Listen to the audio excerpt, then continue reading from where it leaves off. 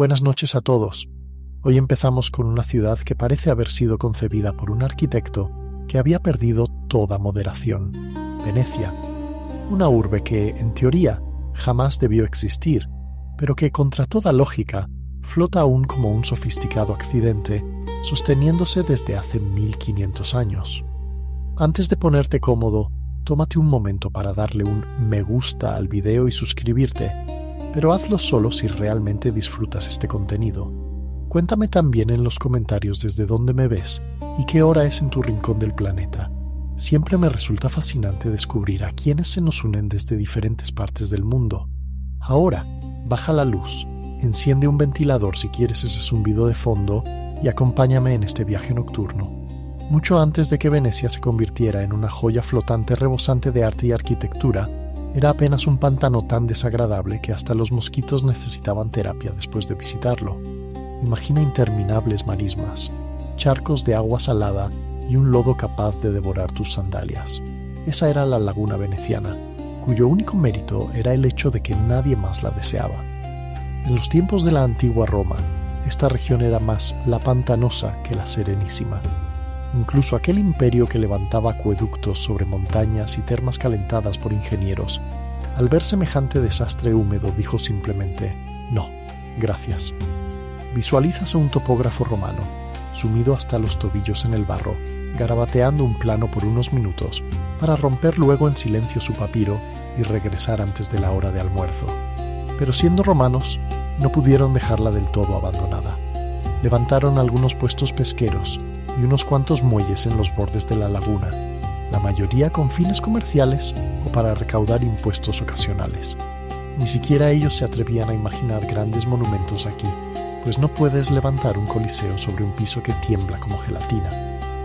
Al lugar lo llamaron Veneti, en plural, porque no solo había muchas islas diminutas, sino muchas decisiones equivocadas al tratar de habitarlas. Los habitantes primigenios eran pescadores, recolectores de sal y personas que, aparentemente, habían perdido alguna apuesta contra los dioses. La laguna ofrecía cierta protección, sí, pero también aseguraba una condena perpetua a la humedad, hasta los tobillos y más allá. Durante siglos, el lugar permaneció ahí, mezcla de tierra y agua, siempre mojado. Roma lo ignoró, los historiadores lo ignoraron y hasta los invasores lo miraron de reojo. Nadie quería saquear un sitio que ya parecía saqueado de nacimiento. Fue en el siglo V, cuando el Imperio Romano terminó por desplomarse como una lasaña recocida, que los bárbaros arrasaron Italia quemando ciudades y forzando a los supervivientes a una pregunta: ¿dónde podríamos refugiarnos para que nadie en su sano juicio nos siga? Alguien señaló la laguna y asunto resuelto. Estos desdichados avanzaron como pudieron, levantando chozas sobre pilotes y diciéndose a sí mismos que no sería para siempre, como suele empezar toda mala decisión. Ignoraban que estaban fundando una ciudad destinada a sobrevivir a imperios y emperadores. El mármol de Roma se agrietó, los templos cayeron, sus líderes se desvanecieron en el mito, pero el pantano resistió. Venecia nació, no gracias a la ambición ni al destino, sino por el tosudo y mojado empeño de sus fundadores. El colapso del Imperio Romano fue espectacular, como un edificio de mármol que olvida la gravedad. Los bárbaros recorrieron la península destruyendo, saqueando iglesias y asegurándose un capítulo eterno en la historia. Aquellos que sobrevivieron solo tenían dos opciones: quedarse y buscar una muerte heroica, o marcharse y aceptar una vida empapada. La mayoría eligió lo segundo. Buscaron salvación al norte, en la laguna veneciana, un territorio tan inhóspito que el exilio podía confundirse con una visita a un balneario lujoso en comparación. Así, refugiados de ciudades como Padua, Aquilea y Altino atravesaron el lodo hasta la cintura para sentenciarse colectivamente: bueno, aquí viviremos, os supongo. Así comenzó Venecia, un grupo de forasteros escurriéndose de la civilización en un islote que tampoco los deseaba. No había suelo firme ni tierras de cultivo, y por supuesto, ningún plan real. Estos eran urbanitas tratando de sobrevivir en un vertedero flotante. Las primeras casas venecianas eran frágiles cabañas de madera, apoyadas sobre tablones y troncos clavados en el fango. Si la marea subía demasiado, tu salón se convertía en piscina interior. Puedes imaginar las primeras asambleas. ¿Nos vamos? No, los bárbaros siguen ahí fuera. ¿Construimos en un sitio más seco? Eso sería demasiado sensato. Así que se quedaron clavando árbol tras árbol en la laguna, convirtiendo el pantano en un bosque imposible de atravesar a pie. Todavía no sabían que estaban sentando las bases de una de las ciudades más extrañas de la historia. La madera necesaria para esta empresa llegaba desde lejos. Robles, alisos y alerces de los bosques alpinos, transportados en barca por ríos y rutas comerciales. Cada tronco era una promesa de que, quizás, solo quizás, el suelo no se hundiría antes de la hora de comer. Amontonaron miles, una capa sobre otra, hasta lograr que el terreno dejara de hacer ruido de chicle al pisar. Así comenzó Venecia, como un campamento de refugiados que, por accidente, descubrió el arte de la ingeniería civil. Los primeros venecianos no eran filósofos ni arquitectos, sino supervivientes armados con martillos. No buscaban belleza, solo ansiaban no ahogarse al anochecer. Pero, con el avance de los siglos, aquellas plataformas empapadas se solidificaron, los troncos se petrificaron y la ciudad imposible comenzó a tomar forma. Venecia nunca fue el resultado de un plan maestro, sino más bien de la improvisación más prolongada de la historia, y, de alguna manera, resistió. Hacia el siglo VI, los refugiados habían pasado de ser ocupantes temporales a fundar, sin quererlo, una civilización auténtica. Ahora les surgía un pequeño problema. Vivían literalmente sobre el lodo líquido. Cualquier ser racional habría buscado otra tierra, pero los venecianos, con un optimismo temerario, apostaron el doble. Empezaron a clavar millones de pilotes de madera en el fondo de la laguna. No unas pocas docenas, ni cientos, sino millones, uno a golpe de mazo gigante y callos compartidos. Más que construir, parecía una condena a trabajos forzados colectivos, pero funcionó. Bajo cada edificio veneciano hay un bosque sumergido, un imperio oculto de madera fósil conservado por el agua sin oxígeno. Ese es el secreto. La madera no se pudre, se transforma en piedra, mineralizada por la sal y la presión de los siglos. Cada palacio, cada torre y cada cafetería donde hoy los turistas pagan fortunas por un café, se mantiene en pie gracias a la obstinación de viejos troncos que se niegan a morir. Venecia, en el fondo, está construida sobre árboles muertos y una terquedad colosal. Luego vendría una segunda capa, la piedra de Istria, traída desde el otro lado del Adriático, tan densa que resistía la marea con altanería. Los venecianos la instalaron como plataformas macizas que convertían el caos fangoso en suelo estable. Era la versión medieval de edificar un edificio sobre una torre de piezas de dominó, cruzando los dedos. Sorprendentemente, tampoco se hundió. Desafiando cualquier ley de la hidrología y del sentido común, los edificios empezaron a elevarse sobre esos cimientos poco probables.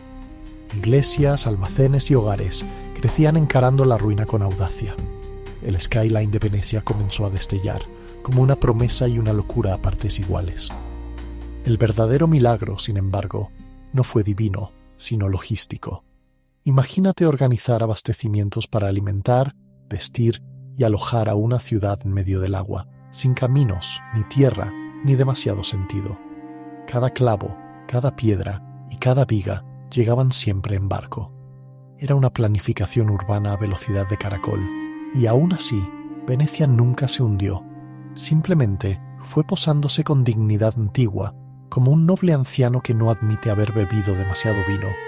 Aunque el Imperio Romano se había desvanecido siglos antes, la sombra de Roma se resistía a marcharse de Venecia.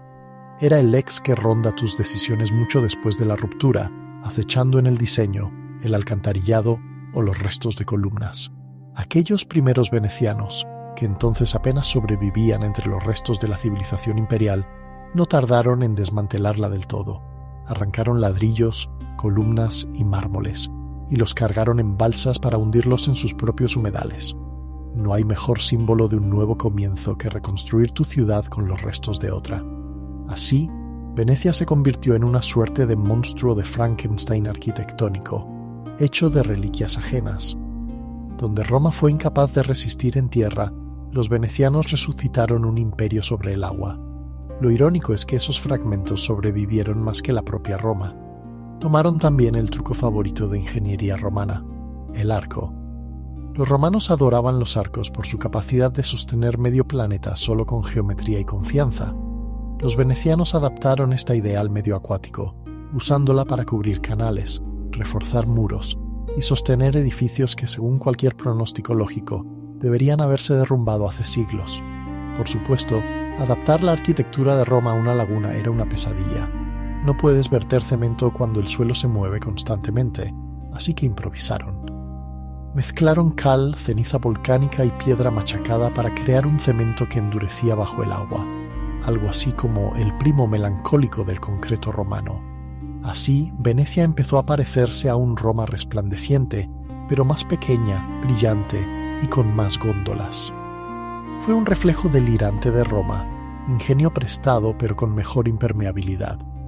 Mientras Roma edificaba su grandeza sobre la roca, Venecia lo hacía sobre fe, madera y un total desconocimiento del funcionamiento del agua. Para el siglo VIII, aquel pantano había logrado, de alguna forma, convertirse en un perfil urbano reconocible. Lo imposible se organizó en barrios, canales y en planos callejeros que rozaban la cordura. Venecia, la ciudad accidental, fue tomando forma oficial. Nadie la diseñó, simplemente sucedió, como ocurre con el moho si lo ignoras demasiado tiempo. Grupos de chozas embarradas se transformaron en aldeas. Las aldeas se fusionaron en islas y las islas se enlazaron mediante puentes y rutas comerciales. Todo el conjunto parecía menos un plan arquitectónico y más un arrecife de coral construido poco a poco, desafiando la lógica. Venecia no emergió, se acumuló. La población explotó. Los pescadores se convirtieron en comerciantes, los refugiados en aristócratas, y la laguna, que fue escondite para los romanos asustados, se transformó en un imperio flotante dominado por gente que jamás tuvo la intención de regresar a tierra firme. Los venecianos no eran terratenientes, eran señores del agua. Por supuesto, la pesadilla ingenieril nunca desapareció. El lodo cambiaba, la madera crujía y el mar trataba cada cierto tiempo de recuperar lo que le pertenecía. Sin embargo, los venecianos, maestros de la terquedad, respondieron adaptándose. Construían más pilotes, más plataformas y añadían más oraciones. Levantaron iglesias sobre cimientos de madera tan densos que podían soportar cúpulas de mármol. Bueno, al menos la mayoría de los días. Los canales primigenios se volvieron autopistas acuáticas. Por ellos se transportaban mercancías, personas, chismes e incluso cadáveres de un extremo a otro de la laguna. Fue gestión de flujo urbano antes de que existieran los semáforos, y solo funcionaba porque todos estaban igual de desorientados. Venecia también inventó su propia lógica extraña para sobrevivir. Si el agua rodeaba todo, ¿para qué construir murallas? El mar era la muralla. Ningún invasor podía alcanzarlo sin ahogarse o distraerse con un plato de mariscos. La laguna era tanto foso como milagro, una defensa natural edificada a base de inconvenientes. Para el año 800, la ciudad eligió por primera vez a un dogo, algo así como un alcalde glorificado con gorro llamativo, y se declaró independiente de ambos imperios y de la realidad misma. Venecia se había consolidado, una ciudad de sal y estrategia, madera y riquezas, que existía de algún modo entre dos elementos opuestos, tierra y agua, caos y civilización. Todo esto costó siglos de trabajo agotador, ansiedad continua y una fe ciega en la madera. En el siglo IX, Venecia había mudado de campamento lodoso a refugio fiscal acuático en auge. Los habitantes del pantano evolucionaron en comerciantes, marineros y políticos que contemplaban el agua y veían oportunidades, y tal vez algunas tasas de atraque impagas. Venecia no fue construida sobre tierra, así que nunca se comportó como una ciudad continental. No tenía murallas, ni cultivos, ni caballos. Tenía góndolas, marineros y personas más hábiles equilibrándose en barcos que caminando en seco. Era una ciudad diseñada por peces para humanos empecinados en no ahogarse. La laguna, que antes alejaba a los invasores, se convirtió en puerta al mundo. Los venecianos cambiaron su pantano por un imperio naval, construyendo barcos más rápido de lo que otros podían hundirlos. Sus flotas unieron Constantinopla, Egipto y el resto de Europa, traficando desde especias hasta sedas y quizá un poco de corrupción política. Cada astillero era una orquesta de caos, mazos golpeando, sogas crujientes, marineros gritando, y siempre había alguien que caía irremediablemente al agua. Los venecianos se especializaron en la ingeniería naval, diseñando barcos livianos y veloces, capaces de burlar piratas y dejar atrás a sus rivales. No eran simples comerciantes, eran contadores con velas, y la ciudad misma prosperaba, literalmente de manera ruidosa. La construcción nunca se detenía. Los palacios surgían del agua como arrecifes decorados en mármol. Cada familia enriquecida quería demostrarlo edificando una casa ligeramente más alta, más brillante o más extravagante que la de su vecino. Si tu mansión no amenazaba con derrumbarse bajo el peso de su propio lujo, ¿podías siquiera considerarte veneciano? La economía florecía también, en parte porque Venecia inventó el capitalismo mientras fingía hacerlo por deber cívico. El dogo gobernaba con elegancia, los mercaderes con sus libros de cuentas y el pueblo con chismes. Juntos crearon un gobierno tan intrincado que hacía de Roma una simple tienda de limonada. Venecia no tenía recursos naturales, ni tierras fértiles, ni ejército, solo barcos, ambición y el respaldo del agua salada. Y resultaba suficiente. Hacia el siglo XI, Venecia ya no simplemente sobrevivía, sino que prosperaba. Los habitantes del barro se habían transformado en personas del agua, los intermediarios de la Edad Media. No conquistaban territorios, conquistaban logísticas, y eso, en la época medieval, resultaba mucho más rentable. Si alguna vez te preguntas por qué en Venecia no hay calles, la respuesta es sencilla: lo intentaron, pero se hundieron. La ciudad comprendió rápido que sobre un suelo que se comporta como un flan, las ruedas resultaban inútiles. Entonces eligieron los barcos. Los barcos no temen a las inundaciones, ni requieren pavimento, un acierto para una civilización fundada en el fango. Así, Venecia reinventó la planificación urbana. Mientras Europa discutía sobre adoquinados, los venecianos cavaban canales. Cada barrio fue construido en torno a rutas acuáticas, como venas en un organismo vivo. Los canales eran carreteras, cloacas y a veces bañeras improvisadas. La elegancia llegó más tarde. Los primeros canales eran zanjas llenas de arrepentimiento, pero la obsesión veneciana por la perfección acabó por dragarlos y dar forma a la laguna como una red acuática ordenada. Forraron los bordes de piedra, transformando el caos pantanoso en belleza navegable. Lo que nació de la necesidad se volvió poesía urbana, y así nació la góndola, esbelta, silenciosa y lo bastante estrecha para deslizarse entre calles que son ríos disfrazados. Cada una era hecha a mano y asimétrica, para compensar el remo único del gondolero. Era el deportivo de lujo de la Edad Media, solo que olía levemente a sal y a resignación existencial. La vida fluía según las mareas. Las entregas, los funerales y hasta las bodas llegaban en barco.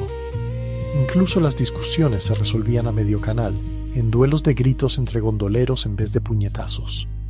Venecia se convirtió en un sitio donde nadie caminaba, se deslizaba. Por supuesto, esto tenía su riesgo. Salir de casa era exponerse a un chapuzón accidental. Un solo paso en falso, y ya eras parte del ecosistema de peces. Los niños aprendían a remar antes que a correr. Sin embargo, de alguna manera, todo funcionaba. Los canales pasaron a ser el símbolo de Venecia. Mientras otras ciudades medievales se ahogaban en humo y barro, Venecia relucía, limpia, reflexiva y con cierto aire de superioridad. El agua, que en el pasado amenazó con tragárselos, ahora transportaba su riqueza, su arte y hasta su flamante actitud. Venecia había logrado lo imposible: construir una civilización no sobre la naturaleza, sino en alianza con ella. Era el producto de una locura humana sostenida por la paciencia de las mareas. Ya no era solo una ciudad, sino un experimento flotante de caos controlado. Hacia el siglo XII, Venecia dejó de fingir humildad. La ciudad que antes se ocultaba de los bárbaros ahora presumía sus palacios de mármol y campanarios, todos milagrosamente erguidos sobre el agua. Era como si los venecianos mirasen las leyes de la física y dijeran: «Te escuchamos, pero no nos importas». Su arquitectura nació de la rebeldía, no contra enemigos, sino contra la gravedad. Los constructores sabían que sus cimientos eran apenas pilotes de madera hincados en el lodo, y aún así se animaron a apilar encima toneladas de piedra caliza y mármol. Es un tipo de optimismo solo propio de gente que vive en negación cada vez que sube la marea. Cada edificio era una apuesta: el Palacio Ducal, la Basílica de San Marcos, la interminable fila de palazzi a la vera del Gran Canal, todos testigos de un ego monumental y de una impermeabilización admirable. Las fachadas resplandecían con mosaicos bizantinos, arcos góticos y tanta ornamentación que hasta Roma sentía envidia. El resultado era un perfil tan delicado que parecía a punto de derrumbarse, aunque se mantenía en pie por pura tozudez. Para los visitantes, Venecia parecía un hechizo. Para los locales, era simplemente estresante. El peso de tanta belleza literalmente arrastraba la ciudad hacia abajo, en un lento colapso conocido como subsidencia. O, como dicen los ingenieros modernos, se los advertimos. Pero los venecianos no se achicaron, sino que redoblaron su apuesta por su imperio flotante, apilando palacios como si fueran panqueques y tallando ventanas con forma de fantasía. Los arquitectos llegaban a obsesionarse con la luz. Cómo ésta rebotaba en los canales, se reflejaba en el mármol y enceguecía, apenas lo suficiente, a los diplomáticos visitantes para cerrar malos acuerdos comerciales. Todo en Venecia estaba diseñado para impresionar. Iglesias que brillaban al amanecer, puentes que arquearon con gracia improbable y plazas pavimentadas como tableros de ajedrez para que la nobleza fingiera no estar sobre una balsa lujosa. No era practicidad, era teatro. Venecia no se construyó para sobrevivir, sino para actuar. Cada ladrillo, cada estatua y cada brillo en el agua repetían el mismo mensaje. Sí, esto es demencial. Y sí, funciona. Mientras el resto de Europa levantaba castillos en las colinas, Venecia erigía palacios sobre el agua. Porque si vas a arriesgarlo todo en un pantano, al menos hazlo con estilo. A pesar de toda su belleza, Venecia siempre mantuvo una relación complicada y algo abusiva con el mar. La laguna daba, pero también quitaba, usualmente inundando los salones de los venecianos. El mismo agua que sostenía el comercio, reflejaba los palacios y mantenía a los invasores a raya, también desgastaba la ciudad, carcomiéndola molécula a molécula desde abajo.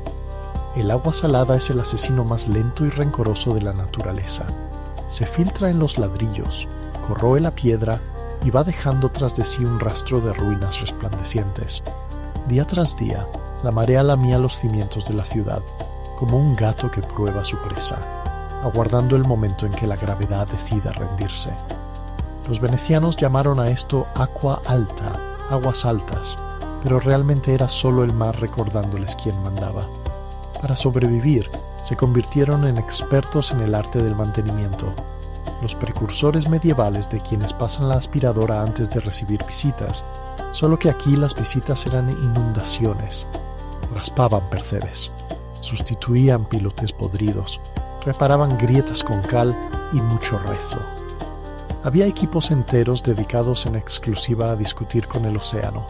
La gran víctima era la piedra. El famoso mármol de Istria, elegido por su dureza, resistía a la sal más tiempo que la mayoría de los matrimonios, pero incluso él cedía al final. Las bases de los edificios comenzaban a desmoronarse, transformando palacios en esculturas de sal para el deleite de las gaviotas y la resignación de sus dueños.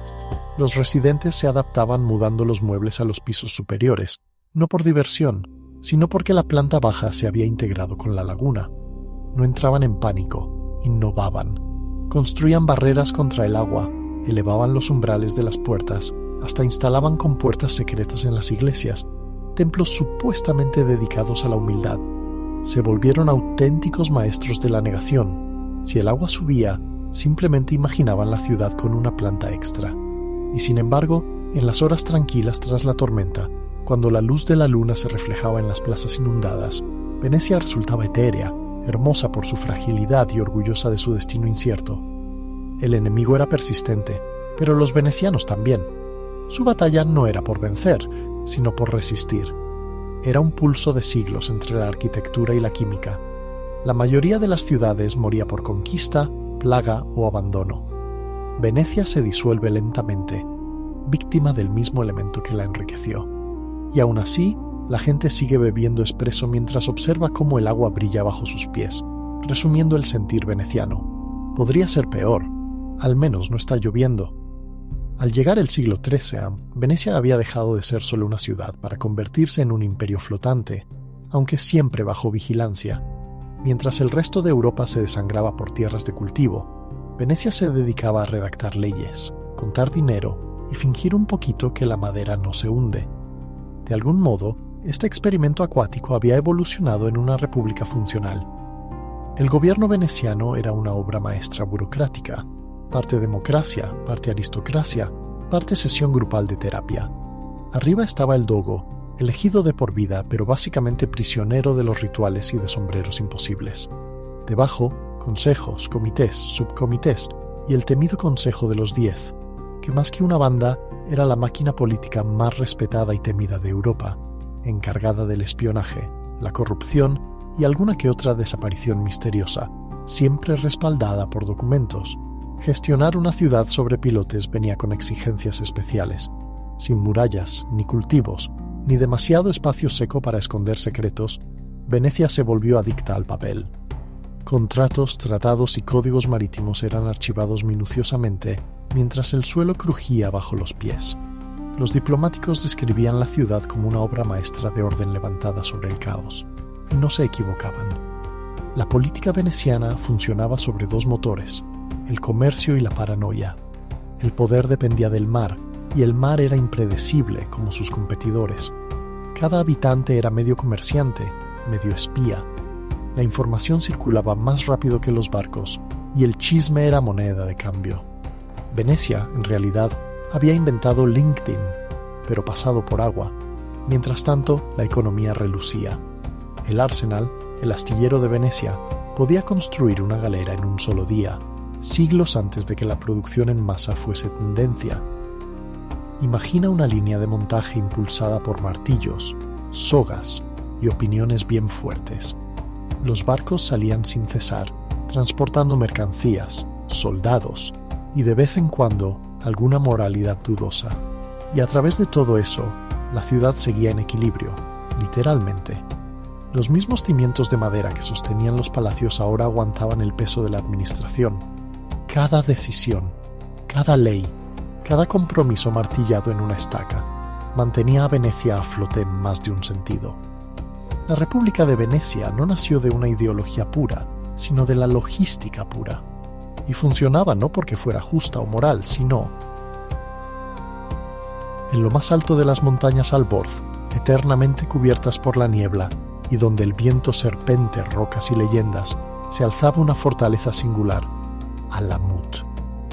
Aquella estructura no custodiaba solo muros y puertas, era la centinela de un concepto, el guardián silencioso de una idea. Para el pueblo común, aquel lugar era conocido como el Nido del Águila, una ciudadela inalcanzable y velada, dirigida por hombres de voz suave pero capaces de hacer temblar a imperios enteros con una sola palabra. Desde esas alturas sin simplemente una secta, sino que sembró el germen de un mito que, siguiendo el curso de los ríos, se propagó a través de naciones y continentes. Los Hashashin, o Nizari Ismailíes, como era su verdadero nombre, surgieron en el siglo XI, nacidos en medio de las fisuras y disputas internas del propio Islam, mientras suníes abasidas y chiíes fatimíes deliberaban por el control espiritual y político, inesperado, una orden rigurosa, cuyo vínculo no era la sangre sino el propósito común. Sus integrantes juraban lealtad absoluta, no solo a él, sino también a la búsqueda del conocimiento divino y un sueño de libertad espiritual que, por su radicalidad, llenaba de pavor a reyes y califas por igual. El entrenamiento era implacable y exigente. Los aspirantes vivían como monjes, entregados al estudio de la filosofía, la teología e infiltración como arte. Para ellos, la guerra no se libraba con ejércitos, sino con paciencia. Una sola hoja bien colocada podía modificar el equilibrio de continentes. Para sus enemigos, no eran más que espectros envueltos en túnicas blancas, capaces de aparecer de la nada, dejar advertencias esculpidas en el miedo y esfumarse en la niebla de las montañas. El propio nombre Hashashin, del que derivaría la palabra asesino en lenguas modernas, fue originado por la propaganda de sus adversarios. Se murmuró que los seguidores de Hassan se embriagaban con hachís antes de cada misión, que lograban visualizar el paraíso en sus visiones y así perdían el temor a la muerte. Historias de este tipo llegaron a oídos europeos de la mano de Marco Polo, quien relataba que había escuchado hablar de jardines colmados de huríes y ríos de vino, lugares en los que estos guerreros esperaban despertar tras la muerte, bañados en recompensa celestial. Sin embargo, la realidad era mucho más sobria y profundamente inquietante.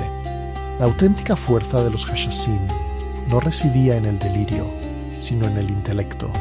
Ellos se infiltraban en las cortes, negociaban información delicada y convirtieron el asesinato en toda una estrategia política.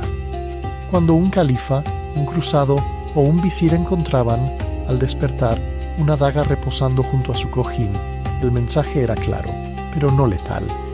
Pudimos matarte, la próxima vez no habrá clemencia.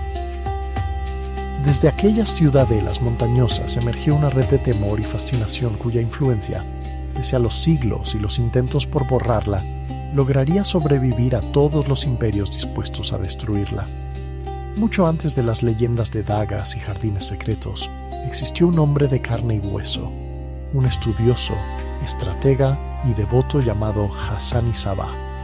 Nacido en tierras persas alrededor del año 1050, su infancia transcurrió en un ambiente impregnado de erudición, debates teológicos y tensiones políticas. Desde joven mostró ser un prodigio, severo, brillante, convencido de que la verdad solo podía alcanzarse mediante la razón, cuidadosamente guiada por la fe. Estudió bajo los fatimíes en el Cairo, encarnando los valores y doctrinas de la corriente ismailí. Incluso en un entorno de fanáticos, Hassan destacaba. Su mente aguda le ganó tanto el respeto de sus maestros como la inquietud de sus superiores. El califa fatimí, temeroso de la ambición y el carisma inusitado de Hassan, terminó por expulsarlo, sin sospechar que aquel acto sembraría a la postre la semilla de su peor rival. Exiliado, Hassan vagó por Persia como una presencia etérea, hasta que halló su refugio definitivo, la fortaleza de Alamut, encaramada como el nido de un halcón sobre el abismo. Su llegada y conquista no se debieron a la violencia, sino a la astucia. Cuenta la leyenda que, disfrazado de maestro, Hassan penetró en la ciudadela y poco a poco fue ganando a la guarnición, hasta que finalmente la fortaleza se rindió sin que corriera una sola gota de sangre. Con el control completo de Alamut, transformó la fortaleza en mucho más que un bastión militar. La convirtió en universidad, monasterio y centro de inteligencia al mismo tiempo. Cada discípulo era cuidadosamente elegido y sometido a pruebas exhaustivas. Los aprendices recibían instrucción en teología, filosofía y lenguas diversas, pero también en el arte del disfraz, el sigilo y la precisión letal. El placer personal estaba prohibido, el silencio y la disciplina, exigidos como virtudes esenciales. Hassan predicaba que el martirio no era la muerte, sino la fusión con lo divino. Tal era la devoción de sus hombres, que eran capaces de arrojarse desde las torres obedeciendo solo una orden, un acto que horrorizaba a los forasteros y cimentaba la leyenda de su autoridad sin fisuras. El liderazgo de Hassan no se basaba en el miedo, sino en la fe convertida en arma. Gobernó durante 35 años sin abandonar jamás Alamut, coordinando acciones a través de mensajes cifrados, cartas y la lealtad de mensajeros que cruzaban continentes. Las ejecuciones que organizaba eran precisas y calculadas. Visires, generales e incluso príncipes selyúcidas cayeron ante dagas guiadas por su doctrina. Para sus adversarios, Hassan era un lunático envuelto en santidad. Para sus seguidores, era la prueba viviente de que la verdad sublime podía alcanzarse con disciplina absoluta.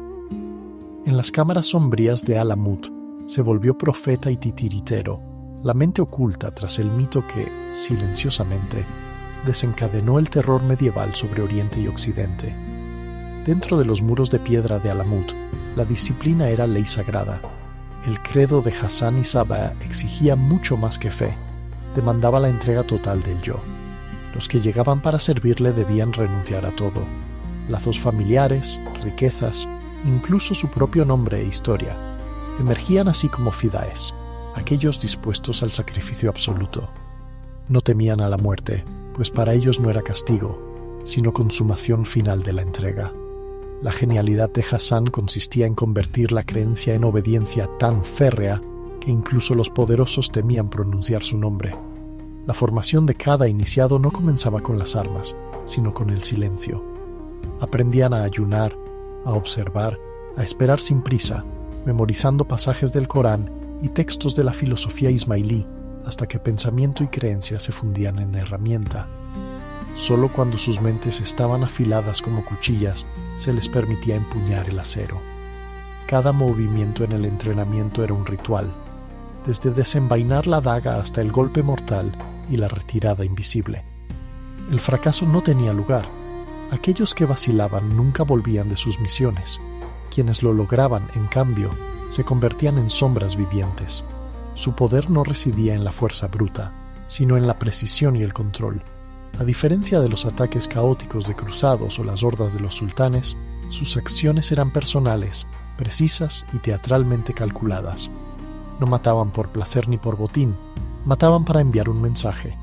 Una sola ejecución podía detener una invasión, resolver una enemistad o modificar la política de una dinastía de la noche a la mañana. Hassan inventó la primera red de guerra psicológica siglos antes de que el término existiera. A pesar de lo que muchos creían, su credo no era el caos. Los asesinos de Hassan seguían parámetros morales estrictos. Los blancos eran seleccionados tras deliberación, usualmente traidores, perseguidores de los ismailíes o figuras que amenazaban su subsistencia. Matar sin propósito era inaceptable, morir sin convicción, vergonzoso. Con el tiempo, su metodología inspiró un terror tan profundo que rayaba en obsesión supersticiosa. La daga sobre la almohada, el rumor en la noche, la fama de hombres que sonreían ante la muerte. Incluso los generales endurecidos rezaban antes de dormir, temiendo que cualquier criado o guardia pudiera ya pertenecer a los Hashashin. Para los ajenos eran fanáticos, pero dentro de Alamut se asumían como soldados de la verdad. Eran hombres convencidos de que una vida de sacrificio podía purificar un mundo corrompido. Su credo era sencillo y absoluto. La daga sirve al destino, no al odio, y en eso encontraban sentido y paz. A comienzos del siglo XII, el nombre de los Hashashin era un susurro helado en los pasillos del poder. Sus primeras ejecuciones no fueron actos al azar, sino intervenciones meticulosas, orquestadas con una exactitud casi teatral. Los hombres de Hassan y Sabah no solamente mataban, ejecutaban una especie de ritual. Cada muerte era tanto mensaje como milagro, una demostración de alcance y control que ridiculizaba murallas, guardias y ejércitos por igual. El primer gran objetivo fue Nizam al-Mulk, el poderoso visir del imperio selyúcida, cuya influencia llegaba desde Persia hasta Siria. En el año 1092, un solo fida, disfrazado de derviche errante, se acercó al séquito del visir bajo el pretexto de presentar una petición. Cuando el estadista desenrolló el papel, la daga del asesino atravesó su corazón. Los guardias lo abatieron al instante, pero el mensaje quedó grabado en toda la región. Incluso el ministro más influyente no estaba fuera del alcance de la montaña. Las noticias del asesinato se propagaron con rapidez, y con ellas se instaló una especie de admiración turbada.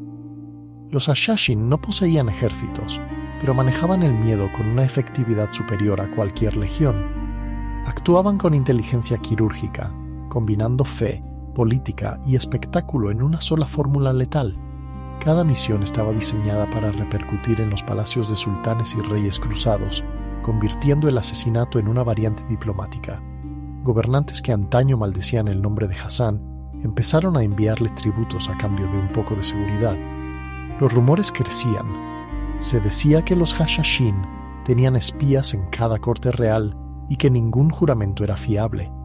Incluso los cruzados en la lejana Jerusalén hablaban de ellos a media voz, convencidos de que eran servidores invisibles de la muerte. Pero Hassan no actuaba temerariamente. Cada golpe estaba calculado para maximizar el terror, derramando la menor cantidad de sangre posible. La muerte de un solo líder podía paralizar 10 ejércitos, y una daga sobre la almohada podía tener más peso que una masacre abierta. Su verdadero genio residía no en el acto, sino en la amenaza constante de la muerte, logrando el gran y paradójico objetivo: paz a través del miedo. Las aldeas próximas a Alamut permanecían tranquilas, inmunes a la guerra, pues todos sabían que desafiar a Hassan era desaparecer de la historia. Todo estaba controlado por el mito, y Hassan era su emperador invisible, gobernando desde su nido de águila con solo susurros y cuchillas.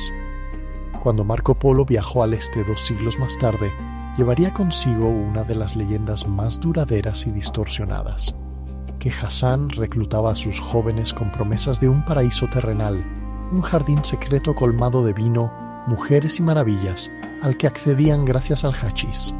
Según esas historias, los discípulos intoxicados despertaban en aquel Edén artificial convencidos de haber presenciado las recompensas de la muerte gloriosa. Al regresar a Kalmud, Hassan les prometía que si le servían fielmente, volverían a ese paraíso eterno.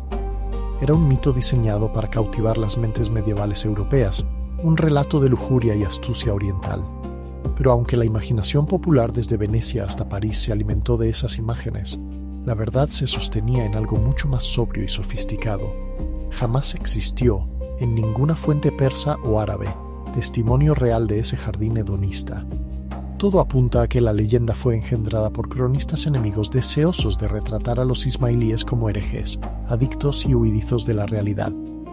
Para la ortodoxia suní, tildarles de consumidores de hachís, hashishiyin, era restarles legitimidad, reducir a una orden estricta y filosófica a una banda de fanáticos intoxicados. Sin embargo, y como ocurre con toda buena propaganda, la historia contenía una pizca de genio psicológico. Hassan no necesitaba drogas para inspirar devoción. Él supo crear su propio paraíso, construido con fe. La Alamut real era casi la utopía que describían los viajeros. Terrazas fértiles, arroyos cristalinos, bibliotecas revestidas de incunables, salones donde no reinaba el pecado sino el debate intelectual. Hassan edificó en cierto modo su propio Edén, no sensual, sino de perfección espiritual y mental. Por eso la fábula del jardín con hachís caló tanto fuera de sus fronteras. Nos dice más sobre la incomprensión foránea ante la serena disposición de sus hombres frente a la muerte que sobre la vida real en la fortaleza. Era más fácil atribuirles obediencia química que convicción genuina. Así, el nombre de los asesinos, nacido en la difamación, se volvió marca inmortal. Hassan jamás negó los rumores, porque no hacía falta. Dejar que los reyes creyeran que sus hombres eran demonios, o que los cronistas los contaran como drogadictos extasiados le convenía. Cuanto más inverosímil la historia, mayor su impacto psicológico. Hassan dominaba la primera regla para hacer un mito. Una mentira que hiela la sangre es mucho más eficaz que cualquier verdad tranquilizadora. Cuando los cruzados irrumpieron en Tierra Santa a fines del siglo XI, esperaban encontrar bandos claros, cristianos contra musulmanes, pero lo que hallaron fue un juego de alianzas cambiantes y en la sombra un grupo misterioso que parecía no servir más que a sí mismo, los Hashashin. No eran aliados sagrados ni enemigos acérrimos, sino un enigma envuelto en nocturnidad. Al principio, los cruzados menospreciaron a estos hombres de la montaña, tachándolos de simples bandidos, pero comenzaron a aparecer cadáveres, hombres demasiado importantes para haber muerto tan fácilmente. El caso más célebre fue el de Conrado de Monferrato, rey electo de Jerusalén, asesinado en 1192. 2 agentes camuflados de monjes se le acercaron con aire humilde y en un movimiento rápido desenvainaron cuchillos desde las túnicas y lo apuñalaron, cayendo ellos mismos poco después bajo las espadas de los guardias. Para los cruzados, este acto era prueba de pura maldad. Para los Hashashin, solo era una transacción más. Los templarios y hospitalarios pronto aprendieron que los asesinos podían ser enemigos o aliados según quién pagara el tributo. Se cuenta que Ricardo Corazón de León llegó a negociar con ellos, igual que Saladino, quien sobrevivió a varios intentos sobre su vida. Una vez, tras una tentativa fallida, despertó y encontró junto a su almohada una daga y una nota. «Estás en nuestro poder». El mensaje no era solo una amenaza, sino un recordatorio de su vulnerabilidad, incluso para el sultán más poderoso. En esa neutralidad extraña, los Hashashin se convirtieron en la carta imprevisible de la política. Atacaban tanto a cristianos como a musulmanes, aunque jamás por fe, solo por objetivo. Algunos cronistas cruzados los admiraban por su templanza y valentía ante la muerte. Otros, horrorizados, los tildaban de demonios devotos de falsos dioses. Su influencia se propagó más allá de la espada y la diplomacia. Europa conoció, gracias a ellos, la figura del asesino invisible, el hombre aislado capaz de cambiar el destino de imperios con un solo golpe certero. Con el tiempo, este concepto sobrevivió a la destrucción de la secta, alimentando desde la paranoia medieval hasta la moderna narrativa de espionaje. Para los cruzados, los Ashashin representaban un misterio que desafiaba toda lógica caballeresca. Combatían sin estandartes, rezaban sin sacerdotes y mataban sin necesidad de ejércitos. Eran el espejo distorsionado de los reinos orgullosos y de las órdenes sagradas. Alamut no era únicamente una fortaleza, era una declaración esculpida en lo alto del mundo. Más allá de sus murallas y catapultas, su mayor arma era su biblioteca. Hassan reunió allí sabios, astrónomos y filósofos de toda Persia, forjando un santuario intelectual en medio de un mundo dominado por la ignorancia y la sangre. Los Hashashin no eran simples ejecutores de muerte, eran pensadores. En Alamut, la ciencia y la fe caminaban juntas. Estudiantes analizaban matemáticas, astronomía, medicina y lógica, todo ello entrelazado con la teología y el arte del sigilo.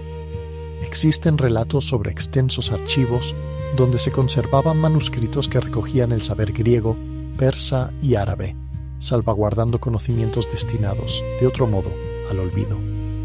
Hassan, pese a su disciplina de hierro, consideraba que el conocimiento era la forma más alta de religión y que la ignorancia era el pecado máximo. La vida diaria dentro de los muros de Alamut poseía la severidad de un monasterio.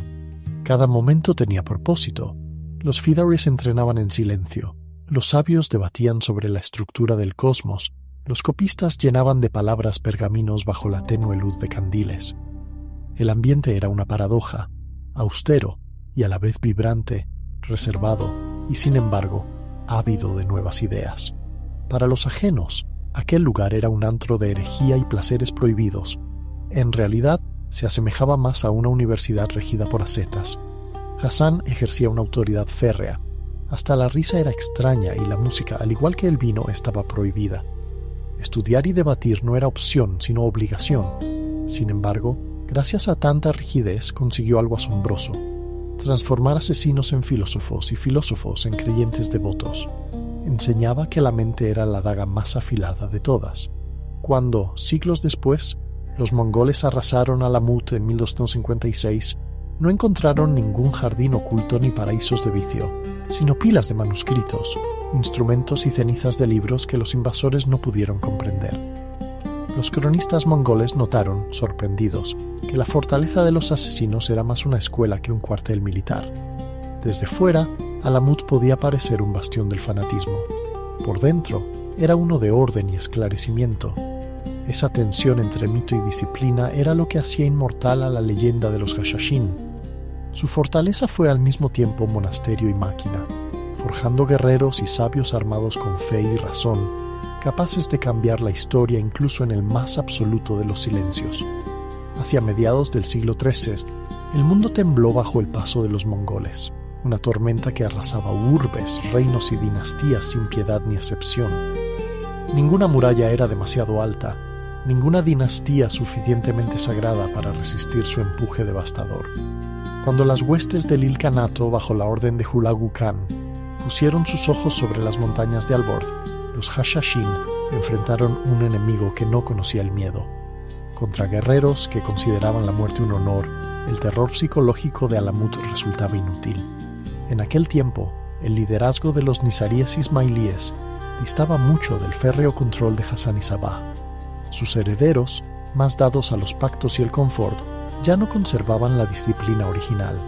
Sin embargo, la leyenda seguía viva, y el símbolo del miedo aún perduraba. Hulagu no podía permitirse tal desafío en su imperio. En 1256 empezó la campaña de exterminio sistemático. Fortaleza tras fortaleza, montaña por montaña, la caída de Alamut fue rápida y brutal. La ingeniería mongola, máquinas de asedio, fuerza desproporcionada, convirtió la leyenda en cenizas. Las crónicas contemporáneas describen un cielo tachonado de flechas, el aire repleto de gritos y humo. Tras días de asedio, el último imán de Alamut, Rukn ad-Din Qurshah, se rindió para salvar a los suyos. Pero el acto final fue devastador. La fortaleza, símbolo de siglos de sabiduría y desafío, fue reducida a escombros y sus bibliotecas arrojadas por los barrancos, ardiendo en un fuego que acabó con siglos de ciencia y filosofía. Se dice que Hulagu ordenó tan meticulosa destrucción en venganza por intentos previos de asesinato contra su familia. Otros creen que solo quería borrar aquel miedo ancestral de la faz de la tierra. Sin embargo, la hecatombe solo aniquiló los muros, nunca la leyenda. Los supervivientes se desperdigaron por Persia y Siria. Algunos se integraron en pequeñas comunidades ismailíes locales y otros se ocultaron, perpetuando en secreto parte de los rituales y saberes salvados del desastre. Así, los mongoles pudieron arrasar fortalezas, pero no mitos. Y el mito de los Hashashin resultó ser mucho más duradero que cualquier piedra o fortaleza. Mientras las ruinas de Alamut se enfriaban bajo la ceniza, cabría pensar que el nombre de los Hashashin se diluiría en el tiempo, silenciado junto con los ecos de sus dagas y oraciones. Pero paradójicamente, su destrucción solo sirvió para amplificar la leyenda. Los cruzados que regresaban a Europa llevaban consigo historias de una orden invisible, capaz de desafiar a los reyes, de blandir la fe como un arma y de reírse frente a la muerte. Pronto, los hechos se transformaron en relatos y los relatos en mito. Y como suele ocurrir, el mito demostró ser indestructible. Ya en tiempos del Renacimiento, los asesinos se habían convertido en advertencia para los gobernantes. Maquiavelo los mencionaba de forma velada al analizar el poder basado en el miedo. Cronistas, escritores y viajeros adaptaron la historia a su propia moral. Algunos describieron a los Hashashin como herejes satánicos, mientras otros veían en ellos un modelo de lealtad inquebrantable. Para Oriente, eran filósofos convertidos en guerreros. En Occidente, adictos enloquecidos al servicio de un culto secreto. Ambos relatos carecían de precisión, pero ambos contenían elementos de verdad. Incluso 9 siglos después de la caída de Alamut, la palabra asesino sigue desprendiendo ese aura escalofriante de la montaña. El término se filtró en todos los idiomas de Europa: asesino en italiano, asesino en francés, asesino en inglés. Sus raíces ancladas profundo en el malentendido y la leyenda. Pero precisamente de ese malentendido brotó la fascinación. Pintores, dramaturgos y luego novelistas rescataron la historia como símbolo de rebelión contra el poder injusto, como emblema del individuo capaz de enfrentarse a los intocables. Ya en la era moderna, el mito renació. Del orientalismo romántico a los videojuegos del siglo XXI, los asesinos resurgieron en el imaginario popular como luchadores de la libertad, visionarios e incluso proto-revolucionarios. Su credo ficticio: nada es verdad, todo está permitido, aunque apócrifo, condensó la forma en que Occidente los reinterpretó. Desconfiados ante la autoridad, leales solo a una idea superior.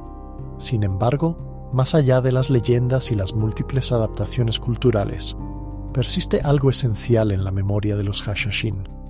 Representaron mucho más que un puñado de asesinos sigilosos. Encarnaron el pulso constante entre el fanatismo y la razón, la tensión entre el secreto y la revelación, la eterna pugna entre el conocimiento y la obediencia ciega. Su historia, en el fondo, no trata solo de muerte ni de sangre, trata de significado, de cómo una creencia, llevada hasta sus consecuencias más radicales, puede afilarse hasta transformarse en una hoja tan cortante como cualquier daga. Este halo de misterio y peligro hizo del término asesino mucho más que una simple ocupación. El mito sobrevivió no por la violencia en sí, sino por la fascinación que genera la idea de desafiar lo imposible, de que un solo individuo, armado con convicción, pueda cambiar el curso de los imperios. Ni el fuego mongol, ni las trampas de los reyes, ni el paso de los siglos lograron borrar la huella que dejaron. Hoy en día, la palabra asesino ya no pertenece a los discípulos de la montaña, sino al mito que difundieron, a la advertencia eterna de que las ideas, una vez soltadas en el mundo, no pueden ser destruidas, no por el hierro, ni por los ejércitos, ni siquiera por la erosión del tiempo. La verdadera herencia de los Hashashin es el poder del mito, la resiliencia de una historia que sigue invitando, inquietando e inspirando. Porque allí donde logran sobrevivir los relatos, florece también la certeza de que el mundo, y quienes lo desafían desde las sombras, nunca dejarán de buscar sus propias verdades, a veces a punta de daga y siempre a la sombra del misterio. La ruta de la seda no comenzó con la seda, sino con el vacío del estómago. Antes que el jade, el oro y las especias llenaran las alforjas de las caravanas, quienes las conducían debían primero colmarse a sí mismos. Desde la legendaria Chang'an en China hasta los bulliciosos bazares de Persia, la comida fue el idioma primordial, el léxico universal que mantenía con vida a los comerciantes a través de desiertos y cordilleras. Cada grano de trigo, cada higo o cada sorbo de agua tenía más valor que la piedra preciosa mejor guardada. En los interminables arenales de Asia Central, el pan se erigió como símbolo y salvación. Tomaba 1000 formas, el crujiente naan sangak persa cocido sobre piedras candentes, el leiska asiático, pegado a las paredes incandescentes de hornos de barro, o el pan uigur de trama elástica, que se cocinaba bajo la arena y entre brasas. Cada pieza de pan absorbía el carácter de su tierra natal, allí donde los mercaderes se encontraban en polvorientos oasis, antes que los nombres compartían pan. Partir el pan en la ruta de la seda significaba más que comer. Constituía una tregua, una promesa de paz, aunque solo fuera por esa noche. Dátiles y frutas secas acompañaban a las caravanas como guardianes fieles. Su dulzura sobrevivía a cualquier trayecto. Camelleros de la península arábiga atesoraban higos y pasas envueltos en telas ligeras. Los mercaderes de Persia cargaban pistachos y almendras, mientras los enviados chinos traían albaricoques deshidratados de los huertos de Turpan.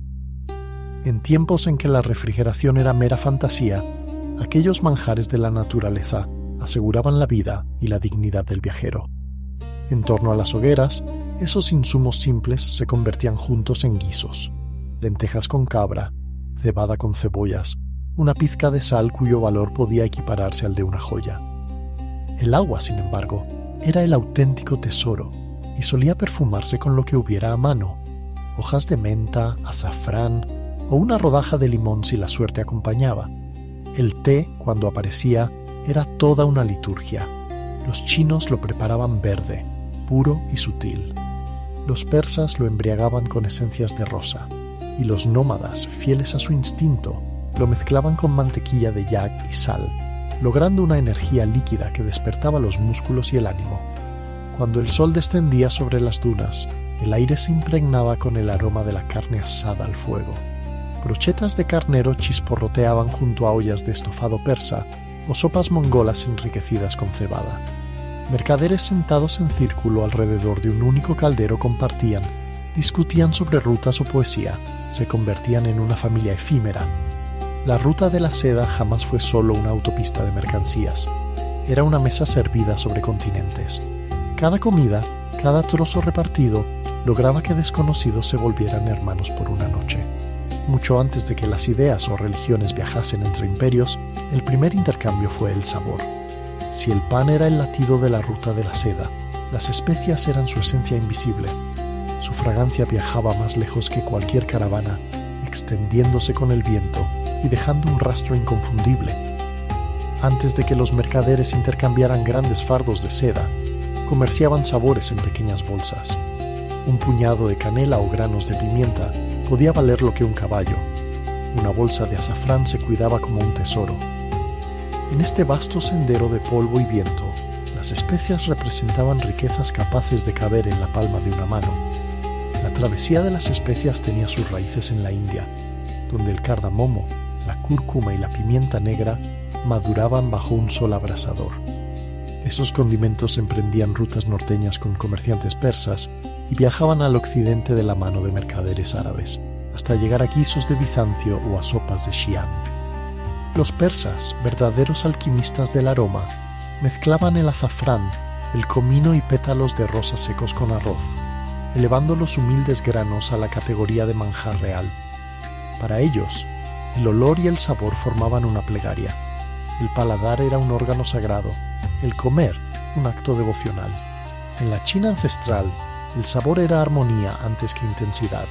El jengibre, el anís estrellado y la corteza de canela no servían para avivar la lengua, sino para equilibrarla. La filosofía del yin y el yang permeaba incluso la cocina. El dulce compensaba lo amargo, lo picante equilibraba con lo salado. Así, cuando los persas llegaron con sacos de pimienta y café árabe, los chinos respondieron con su ofrenda exótica, el té. Así nació el primer intercambio mundial de sabor y temperamento. Las posadas, los carabasares que salpicaban la ruta, se convirtieron en cruces de caminos culinarios, auténticas forjas de fusiones gastronómicas. Viajeros de la India podían sentarse junto a mongoles asando carne, mientras persas aromatizaban vino con clavos. El aire adentro era denso, humo, risas y un mosaico de aromas de tierras lejanas.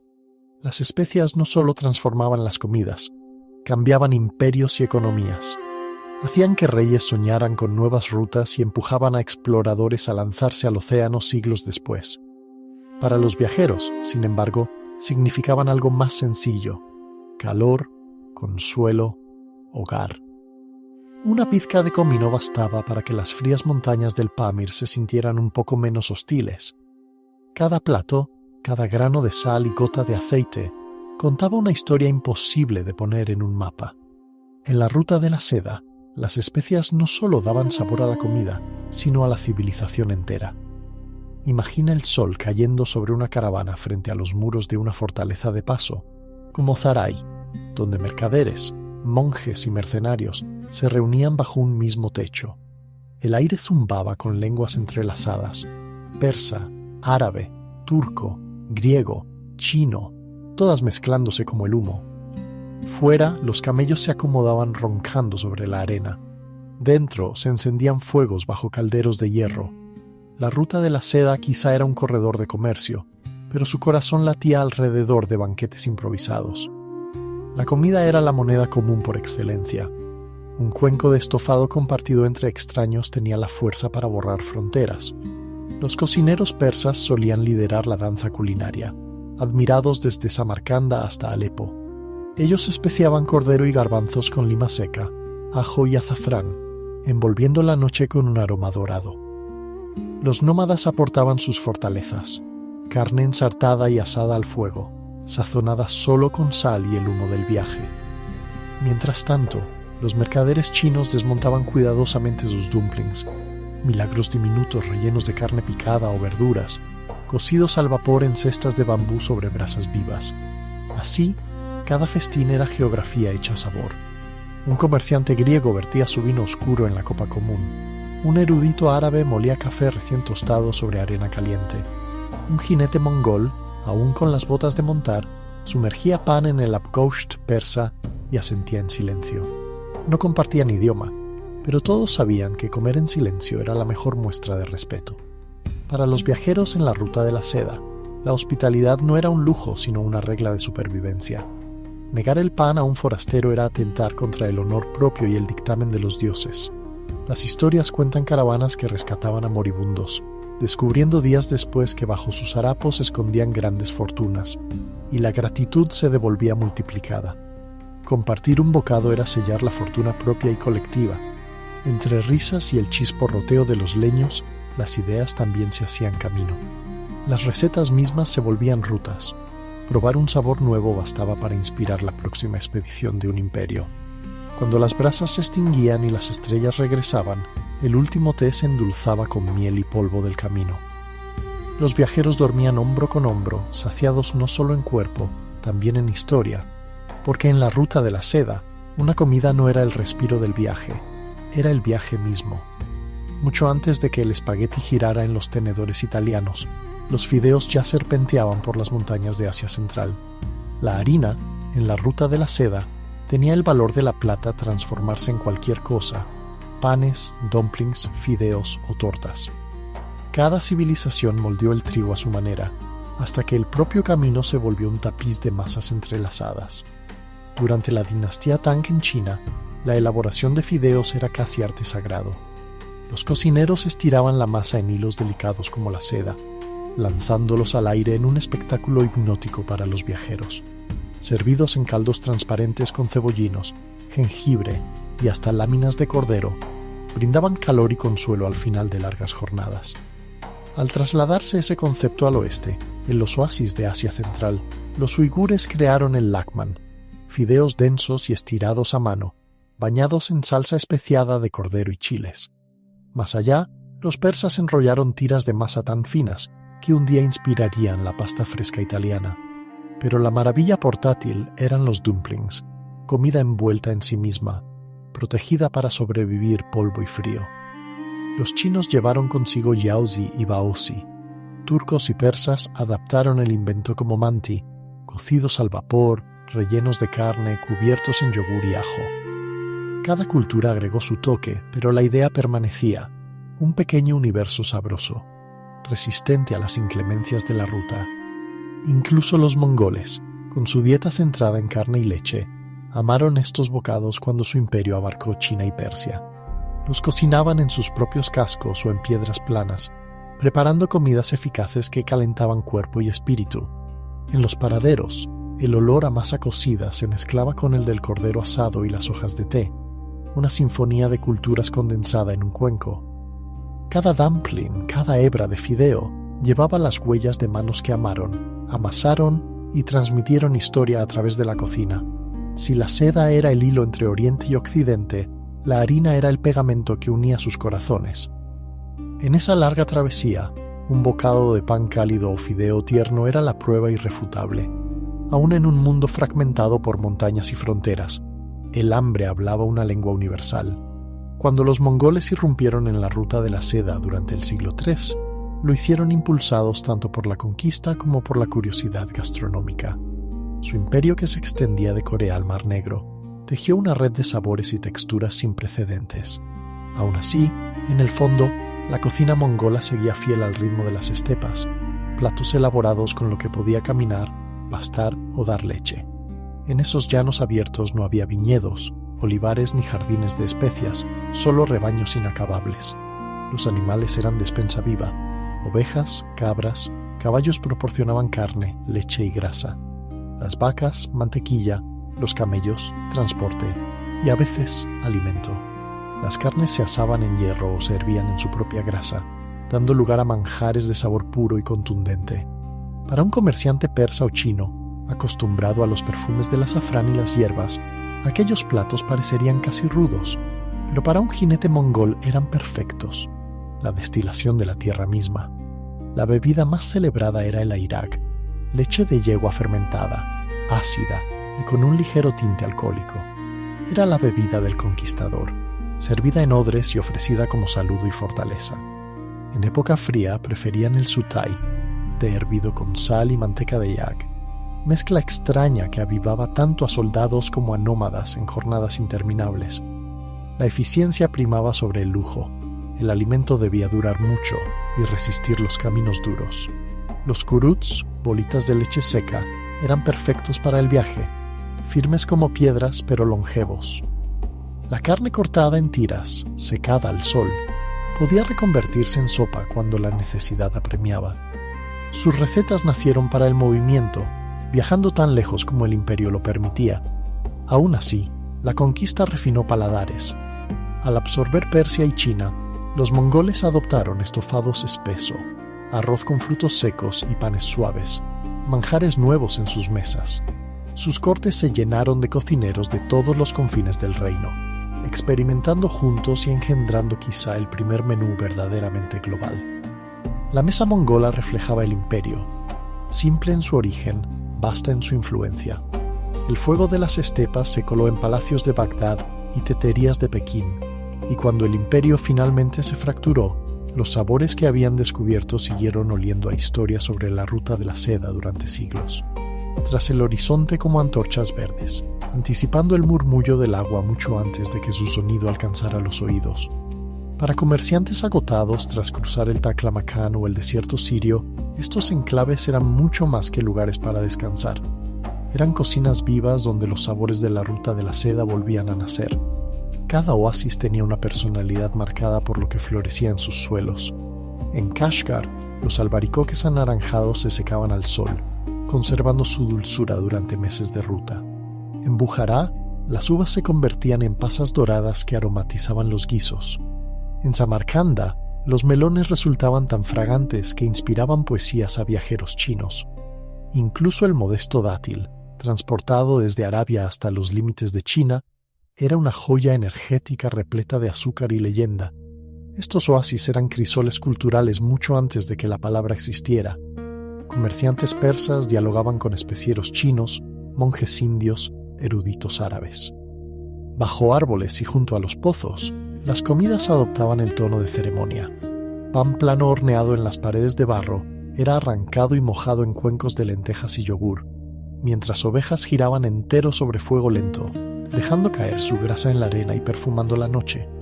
Teteras humeantes servían junto al campamento, infusiones de cardamomo vertidas en vasitos con gesto de reverencia casi sagrada. La hospitalidad en estos refugios era ley. Los viajeros podían llegar sin un cobre y marcharse saciados. Dar de comer a un extraño era venerar la divinidad, negar comida, un pecado en tierras de arena. Por eso, junto a cada fogata, las diferencias de religión y lengua se borraban, sustituidas por risas, trueques y el crujido del pan fresco. Las mujeres de los oasis guardaban los secretos culinarios.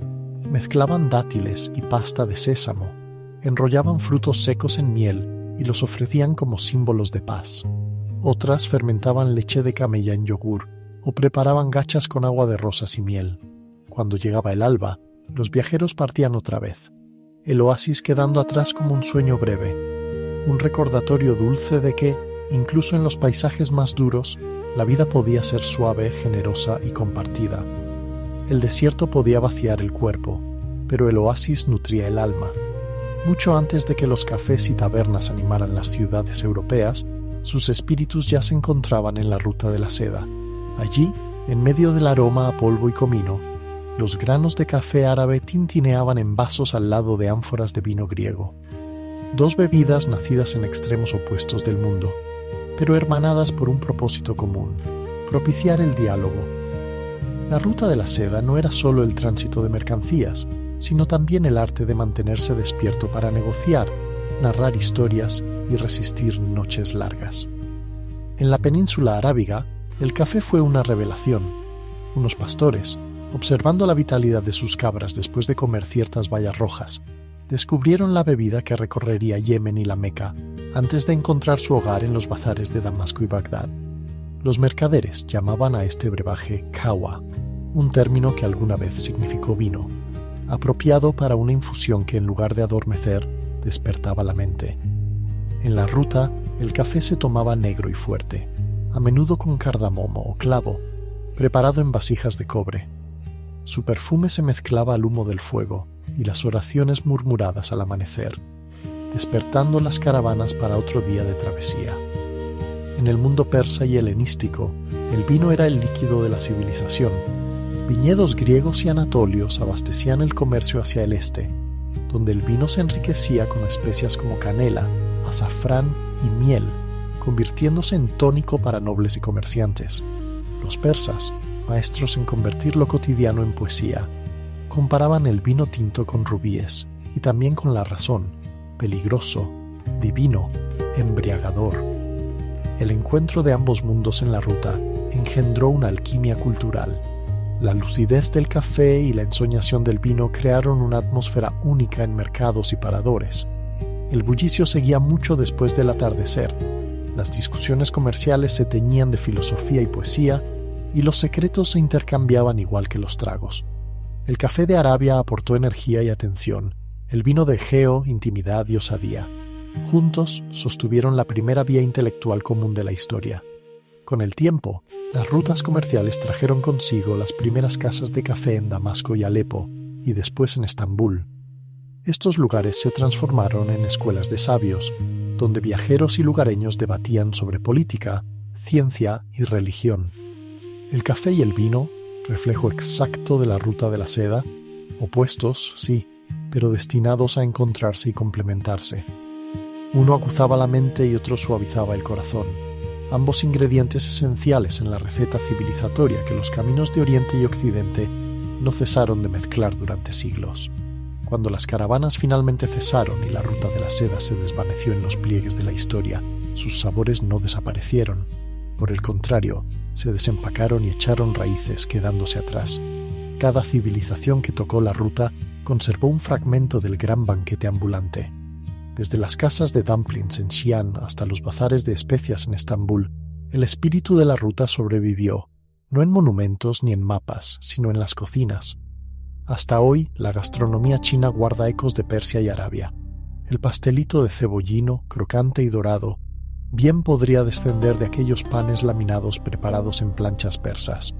Las sopas de fideos de Lanzhou llevan la huella de los caldos de carne de Asia Central. Incluso la palabra té emprendió dos caminos, cha por tierra y tea por mar, difundiendo no solo sabor sino idioma, repartiendo cultura por igual. En Oriente Medio, cada estante de especias es un crisol de viajes. Cardamomo y canela de India, clavo de las Islas Molucas, sésamo de China, integrados para siempre en la cocina árabe y persa. Platos como el pilaf y la samsa, ancestros de la moderna samosa, son la prueba de que las recetas viajan más rápido que los ejércitos. Lo que empezó como comercio se transformó en tradición, y esa herencia también permeó Europa. Comerciantes venecianos importaron seda, sí, pero también azúcar, dátiles y almendras, ingredientes que transformarían para siempre los postres occidentales. Incluso la pasta, orgullo de Italia, tomó algo de aquellos antiguos viajeros que llevaron los fideos hacia el oeste. El legado de la ruta de la seda no terminó en el polvo de los caminos. La mesa moderna, en cualquier parte del mundo, es su embajada permanente. La globalización contemporánea, con toda su velocidad, apenas repite el milagro que la ruta consiguió con camellos y hogueras.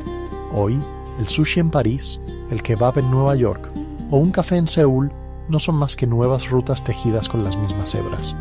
Historias de extraños sentados juntos, compartiendo curiosidad y calor a través del paladar. Más que bienes o riquezas, fue la comida la que demostró que el mundo podía conectarse desde el placer y no desde la conquista. Un cuenco de estofado, una taza de té, un trozo de pan repartido. Esos fueron los verdaderos tratados de la historia.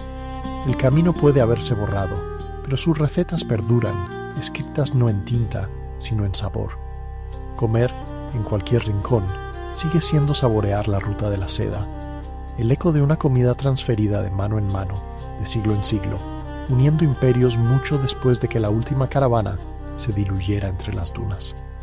Sentarse hoy en una mesa, en cualquier rincón del planeta, es honrar el linaje invisible de la ruta de la seda.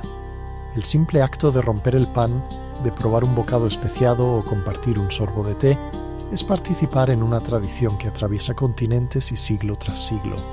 El verdadero legado de la ruta no está solo en las reliquias, ni en los relatos de mercaderes y reyes, sino en la memoria viva del sabor, en la hospitalidad repetida, en la mezcla continua de cuchara y palabra. La globalización moderna, con sus alimentos rápidos y sus aduanas abiertas, apenas puede aspirar a la riqueza de intercambio que trenzaban aquellas caravanas entre el polvo y las estrellas. La mesa, sea sobre una alfombra persa en un oasis, un tablón de madera en un mercado chino o una terraza en una ciudad occidental, sigue siendo el lugar donde las fronteras se disuelven y donde la diferencia se vuelve curiosidad, donde el apetito es la lengua madre de todos. Quizás esa es la mayor enseñanza de la ruta de la seda, que los imperios pueden caer y las rutas pueden borrarse, pero siempre habrá alguien dispuesto a invitar a un desconocido a comer, a preguntar de dónde viene un sabor, a contar una historia entre platos humeantes. Así como las especias y el trigo recorrieron montañas y desiertos, las recetas y las costumbres siguen viajando, reinventándose, dando nuevas formas a viejos encuentros. El espíritu de la ruta vive en el milagro constante de la mesa compartida, en el asombro frente a una combinación inesperada, en la calidez extendida al extranjero de paso. Comer hoy es, en cierto modo, seguir caminando aquella senda de polvo y sueños. Es sentir el eco de las voces que alguna vez se reunieron en la penumbra de una posada, bajo lámparas de aceite, para hablar, reír y ser por unas horas una comunidad imposible de trazar en los mapas. Así, mientras quede pan para compartir y historias por contar, la ruta de la seda no desaparecerá. Su su espíritu seguirá presente, invitando, nutriendo y uniendo corazones mucho después de que el último mercado cierre sus puertas y solo quede el rumor del viento en el polvo del camino. Para los vikingos, la supervivencia no era una elección, sino un pacto diario con la naturaleza. Su universo surgía del granito, el hielo y la inmensidad marina, un entorno donde el verano era apenas una promesa y el invierno la ley inevitable. En Escandinavia, la estación de cultivo apenas susurraba unas pocas semanas al año, y el mar era a la vez despensa y amenaza. Para vivir allí se requería previsión, rigor y una sabiduría minuciosa sobre cómo desafiar el avance implacable de la descomposición. Los vikingos no solo se alimentaban por necesidad, diseñaron su persistencia a través de la maestría de la conservación. Durante los breves meses de luz, los fiordos resonaban de actividad frenética. Redes llenas de bacalao, arenques y salmón, auténticos tesoros del océano nórdico, eran izadas sin descanso. Sin embargo, estas capturas no estaban pensadas para el presente, sino para el porvenir. A lo largo de las costas, bastidores de madera llamados hjell se alineaban como costillas frente al horizonte. En esos lugares, el viento frío y el aire salino tejían su alquimia secreta. La carne de los peces se desecaba lentamente hasta convertirse en stockfish, dura como el roble, ligera como un hueso, capaz de resistir los años. Este pescado seco aseguraba la supervivencia de marineros, colonos y saqueadores, alimentándolos en travesías que abarcaban desde Islandia y Groenlandia hasta confines aún más lejanos. En cambio, la sal, guardiana imprescindible de la vida, resultaba un bien escaso y caro. Ante tal carencia, los vikingos se veían forzados a embarcarse al sur, hacia las costas frisonas o incluso Inglaterra, intercambiando bienes por el tan valorado oro blanco. De regreso a casa, la sal transformaba la matanza anual del ganado en una estrategia. Carne de cerdo, res o incluso foca era frotada con sal, embutida en barriles junto con capas de grasa y sellada herméticamente. Ocultos bajo tierra o en frías construcciones, estos barriles latían como el corazón de todo hogar vikingo, garantía de vida durante los inevitablemente crueles meses de hambre. Pero los vikingos no eran solo pescadores y carniceros. Se transformaban en alquimistas de la fermentación. La leche se convertía en skyr, pariente espeso y ácido del yogur, o bien en injurmjölk, de sabor vivo y burbujeante, auténticas reservas de nutrientes. Incluso las modestas verduras se picaban, fermentaban en salmuera y se transformaban en encurtidos luminosos que aligeraban hasta la comida más sombría del invierno ártico.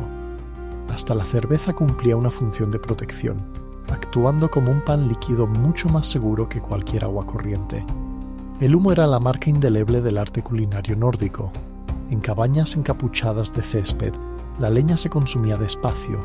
Arriba, peces, cordero y reno colgaban sobre las brasas durante días, cubriéndose de una corteza dorada que era a la vez escudo y sazón. Lo que emergía de allí era alimento forjado contra el tiempo mismo. Los vikingos no cocinaban para el placer, lo hacían para perdurar. Al dominar la putrefacción, el viento, la sal y el fuego, elevaron la supervivencia al rango de arte. Si alguna técnica de conservación resumía la vida vikinga, esa era el secado, sencilla, rudimentaria y esencial. Sin ella el norte habría sucumbido al hambre. El propio aire se convertía en su nevera invisible, el viento en un trabajador silencioso.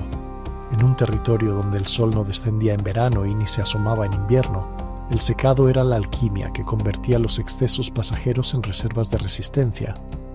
Llegada la temporada de pesca, la costa vibraba con energía. Los botes regresaban pesados de bacalao, arenque y salmón, cuyos lados brillaban como monedas bajo el sol pálido. La captura se descabezaba, destripaba y colgaba por la cola en larguísimos bastidores de madera, los icónicos hjell, que marcan kilómetros en la orilla del fiordo. Aquellas estructuras esqueléticas pasaron a ser un símbolo familiar en cualquier aldea noruega, hileras de peces balanceándose suavemente con la brisa, custodiadas por gaviotas y por algún zorro curioso. El proceso exigía paciencia y precisión. El aire debía ser lo bastante frío para que no surgiera la podredumbre, pero también seco para extraer la humedad lentamente. El clima nórdico, por fortuna, era el socio perfecto: fresco, ventoso, escaso en humedad. Ni fuego ni sal eran imprescindibles aquí, solo el paso de las semanas y la espera. Los peces se transformaban en stockfish, compactos, duros, de un color claro casi fantasmal, capaces de golpear la mesa como madera. Reblandecidos con agua y hervidos a fuego lento, se volvían sustento suficiente para soportar travesías por el Atlántico Norte. El pescado seco era mucho más que una comida, era moneda. Se cambiaba por cereales, sal o incluso armas, valorado desde Noruega hasta Constantinopla. Gracias a su resistencia, se convirtió en el producto predilecto de comerciantes vikingos, que llenaban sus dracares con lotes de pescado junto a la ámbar y pieles. En Islandia, el harfiskur se volvió tan común que en muchas mesas sustituyó al pan. La lógica del secado no se limitaba al pescado. La carne también se cortaba en tiras finas y, ocasionalmente salada, se colgaba al viento. Incluso hierbas, setas y bayas se desecaban y encerraban en sacos de mimbre, para que un poco de verano pudiera alumbrar la boca cuando la tierra estaba sepultada bajo la nieve. En un entorno sin azúcar ni refrigeración, los vikingos confiaron a los elementos la custodia de sus reservas. El secado fue el latido discreto que sostuvo su existencia, un pacto con la naturaleza donde el viento transformaba labor en esperanza. Si el aire fue el primer aliado de los escandinavos, la sal era el segundo pilar. Más escasa y valiosa todavía, en el hostil norte la sal representaba mucho más que un condimento, era un factor de poder. Con ella, la carne se transformaba en tesoro y el pescado en auténtica fortuna. Las costas nórdicas apenas ofrecían salinas naturales, así que los vikingos tuvieron que recurrir a su ingenio, al comercio y al propio mar. Los mercaderes noruegos comprendieron temprano que controlar la sal era igual a controlar la supervivencia.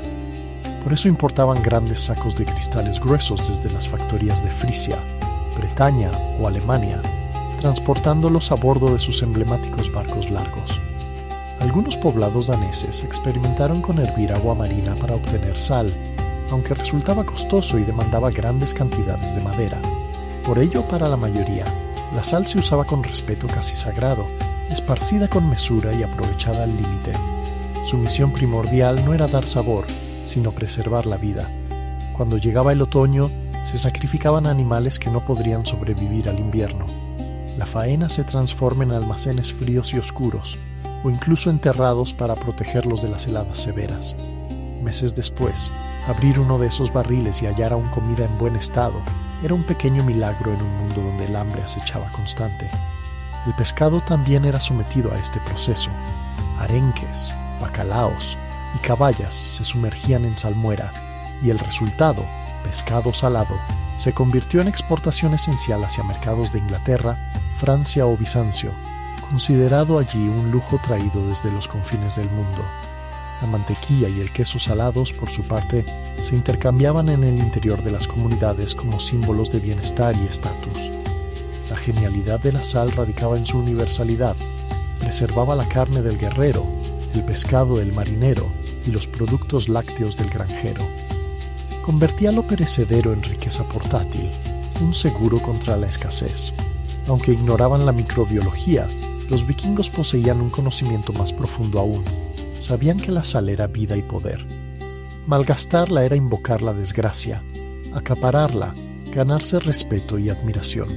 Si los héroes de las sagas buscaban oro y honra, en la vida real la victoria se sellaba en barriles de carne salada que mantenían la muerte alejándose, aunque solo fuera durante una estación más. Si el secado y la sal eran los guardianes silenciosos de la mesa nórdica, el humo era su estandarte, la firma olfativa y gustativa de todo poblado vikingo. Mucho antes de que los hornos o las especias suavizaran los matices de la comida, el humo fue tanto herramienta como escudo. Daba carácter, fortaleza y una coraza invisible contra el tiempo y la corrupción. En el norte, el fuego no solo calentaba hogares, era el arquitecto de la permanencia. El proceso empezaba en una pequeña cabaña apartada, la casa de humo, donde un lento fuego de maderas húmedas de aliso, abedul o enebro crepitaba sin llamaradas. Sobre las brasas se colocaban varas y ganchos de donde colgaban, como ofrendas, peces y piezas de carne recién saladas o curadas. Era un ritual de días, incluso semanas. El humo aromático rodeaba toda la carne y el pescado, impregnándolos de su esencia y formando una costra que los convertía en casi invulnerables a la humedad o los insectos del ambiente costero. El pescado era quizá el mayor protagonista. Arenques, bacalaos o salmones se sumergían primero en salmuera y luego se colgaban al humo hasta tornarse en joyas brillantes, ámbar y oscuras, aromáticas y masticables. El resultado, el rökt fisk, era apreciado no solo por su sabor profundo, sino por resistir largas navegaciones y alimentar tanto a aventureros como a colonos. Las carnes seguían este mismo método: pancetas, piernas de cordero, carne de reno o incluso de foca, se ahumaban hasta endurecerse y perfumarse, a menudo permaneciendo comestibles años después. El humo no solo preservaba, también protegía, amortiguaba la acción de los hongos, los insectos y los cambios de temperatura. Había piezas tan curadas que precisaban hervirse y remojarse varias veces antes de ablandarse. El olor de un asentamiento vikingo era inconfundible, un aura de sal, mar, resina y humo. Las vigas ennegrecidas de los hogares atestiguaban el paso de generaciones que sobrevivieron gracias a esta artesanía. Los niños crecían con el ahumado, los guerreros lo portaban en sus viajes y los marineros lo compartían en alta mar. Incluso la mantequilla y los quesos, cuando se ahumaban, adquirían un aroma y textura casi noble. Puede que los antiguos nórdicos no comprendieran la ciencia tras ello, pero sí entendían la poesía. El humo convertía fugacidad en permanencia. Esas columnas retorcidas que ascendían de la cabaña no eran solo señales de vida, sino plegarias. Plegarias para que la comida durara, para que los barcos regresaran y para que la dureza de su mundo siempre tuviera el perfume de la esperanza y la resistencia. La fermentación representó el milagro silencioso de los vikingos, una ciencia nacida de la urgencia y la intuición, tejida en su día a día como defensa contra la fugacidad de los alimentos frescos. En tierras donde los vientos gélidos y los veranos breves dictaban el ritmo, los nórdicos aprendieron a domesticar el tiempo, el moho y las bacterias para transformar la fragilidad en permanencia. La leche, el alimento más abundante y voluble, era el protagonista absoluto. Dura apenas unos días y permanece fresca, pero en tinajas de barro o en odres de piel comienza a fermentar de modo natural. Así nace el surmjölk, una leche agria de sabor intenso, o el aún más preciado skyr, espeso, rico en proteínas, tan contundente que podía sostener la vida de guerreros y navegantes durante largas jornadas. Estos productos eran tan vitales que se transportaban en cubetas de madera junto a los víveres principales. La lógica de la fermentación se extendía también a los vegetales, escasos pero valiosos. Coles, cebollas y algunas hojas silvestres eran picadas, saladas y sumergidas en salmuera.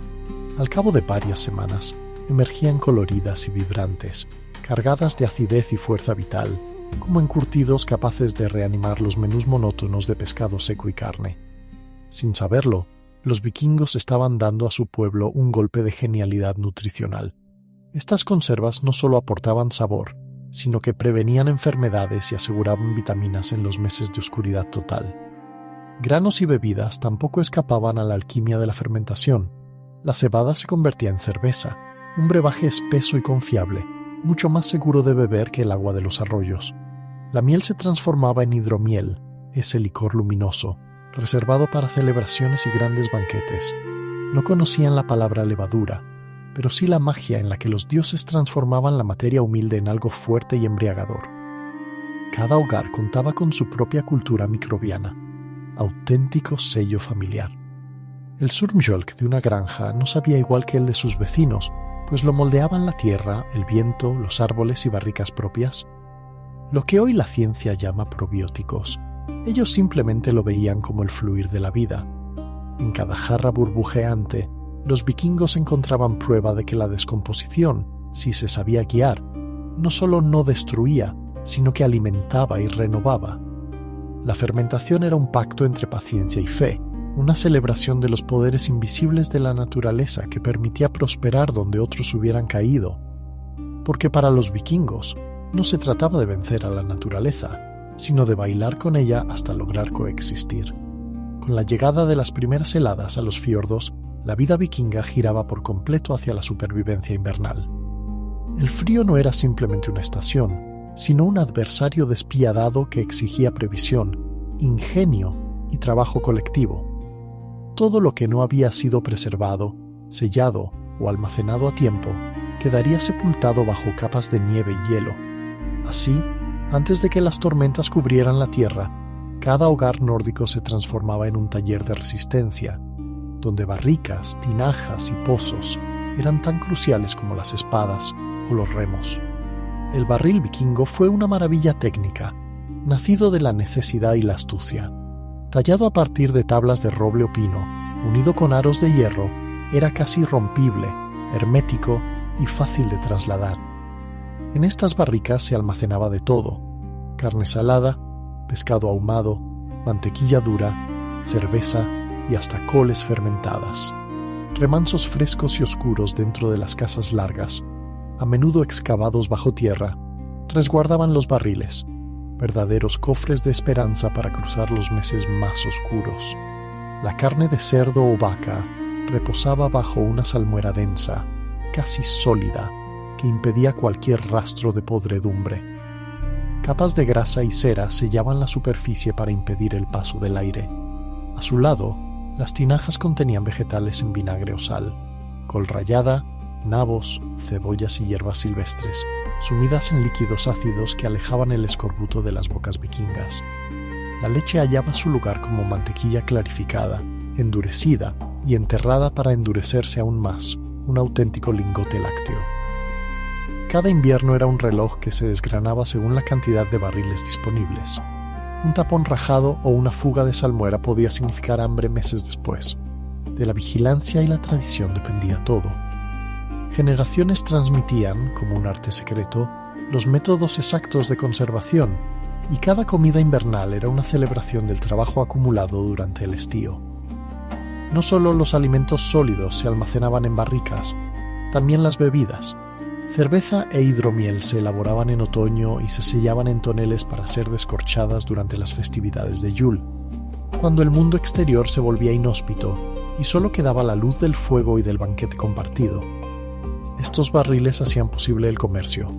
Pescado salado, carne curada y mantequilla viajaban en barcos para alimentar colonos, guerreros y exploradores. Eran, en esencia, una nevera portátil, cápsulas de vida destinadas a resistir los inviernos más largos.